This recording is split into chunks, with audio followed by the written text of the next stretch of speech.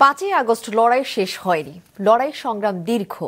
একটা পক্ষ সংস্কারের বিপক্ষে অবস্থান নিয়ে তারা আবার দেশটাকে বিভাজনের ষড়যন্ত্রে লিপ্ত হয়েছে, এমন সব মন্তব্য করেছেন জাতীয় নাগরিক পার্টির দক্ষিণাঞ্চলের মুখ্য সংগঠক হাসনাত আব্দুল্লাহ। সকালে চট্টগ্রামের কর্ণফুলী এলাকায় পথসভায় এসব কথা বলেন তিনি।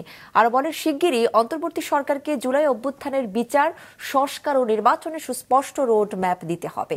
কোনো বৈদেশিক শক্তির প্রেসক্রিপশনে দেশ চলবে না, নত যেন সম্পর্কের ভিত্তিতেও চলবে না। বিদেশিদের সাথে সম্পর্ক হবে ন্যায্যতার।